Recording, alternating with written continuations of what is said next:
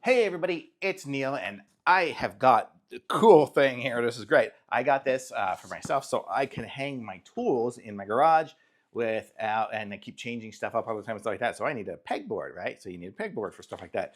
But I didn't want to go with just the old junky wood one. I got this thing here. This is so sweet. So I'll show you this. Let me see if I can pull one of these out. So this is it. I guess this is going to be all the hardware for everything. But let's show you it, right? There's no more hardware or anything. No. I think I got everything. Okay, so I'm going to show you on one of these how it's going to work.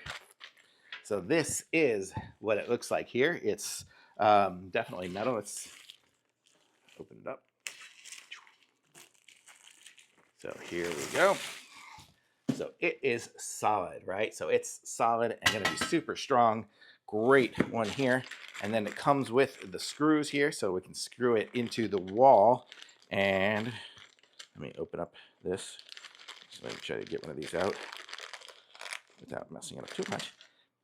Yep, so this is like a perfect size. Okay, so in the corners, so in the corners, my plan will be to just take up a couple of the holes there, and it'll screw in right there. And you'll see once it screws in pretty flush, even with these wood screws. So these will go in there, and they'll screw in and through sheetrock and hopefully into studs. That's going to be my plan to get it into there. Although I think in my garage I've got all like wood cross beams, so these will go on the cross ones. So it'll be cross, and it comes with 4, so you can get 1, 2, 3, 4, and these are great. These would be even great for like a craft room or something like that, where you just want something to look nice instead of having just some ugly pegboard kind of thing there. But you could put it up on anything. I mean, I'm not going to hang it up in my kitchen here necessarily, but I could put it there. I could put it behind my stove and hang some of my kitchen appliances or whatever, or, my pans or something like that. You can use these things for anything. They're great.